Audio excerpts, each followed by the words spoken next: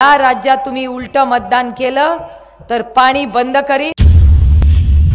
सत्ता काय फक्त 50 खोके एकदम ओकेसाठी नाहीये।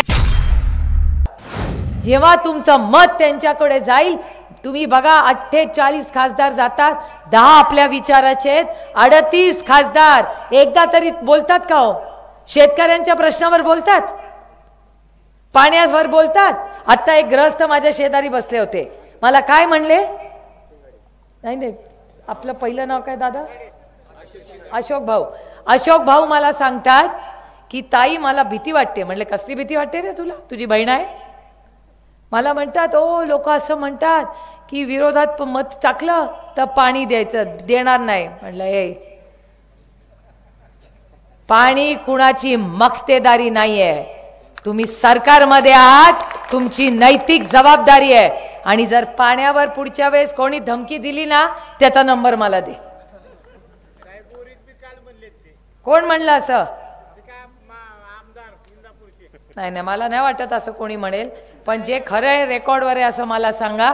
या राज्यामध्ये, या महाराष्ट्रामध्ये कोणीही सत्तेमध्ये तुम्हाला जर असं म्हणला की या राज्यात तुम्ही उलट मतदान केलं तर पाणी बंद करीन, त्याचा नंबर मला सांगा, त्याची गाडी पहिली अडवायला तुमची बहीण सुप्रिया सुळे जाईल, त्याला महाराष्ट्रात फिरू देणार नाही मी। कुणाची मक्तेदारी घेता येईल? पाणी करणं एक शेतकऱ्याचं आहे, तुमचं कर्तव्य आहे। कशासाठी तुम्हाला सत्ता आहे? सत्ता काय फक्त 50 खोके एकदम ओकेसाठी नाहीये। ही सत्ता सर्वसामान्य कष्ट करण्याच्या आयुष्यात एक चांगला बदल घडवण्यासाठी आहे। त्याच्यामुळे मी या महाराष्ट्रातल्या सरकारला विनम्रपणे सांगते, हात जोडून विनंती करते की पाण्याचं राजकारण करू नका। पाणी हे आमच्या हक्काचं आहे, हे संविधानाने आमचं पाणी तुम्ही अडवू शकत नाही। आणि अशा धमक्यांना आम्ही भीक पण घालत नाही, कारण का आम्ही कष्ट करणारे आहोत, आम्ही कुणाला घाबरत नाही, कारण का आम्ही कुणाला मिंदे नाही ना। कधी 15 वर्षात कुणाला 5 पैशाचा चहा पाजलाय किंवा कुणाचा 5 पैशाचा पेले।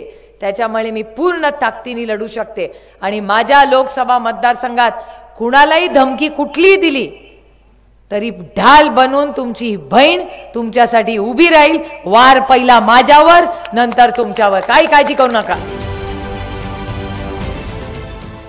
देश विदेशातील प्रत्येक घडामोडींचे लाईव्ह अपडेट मिळवण्यासाठी आता साम टीव्हीच्या सर्व सोशल मीडिया प्लॅटफॉर्मला लाईक, फॉलो आणि सबस्क्राईब करा।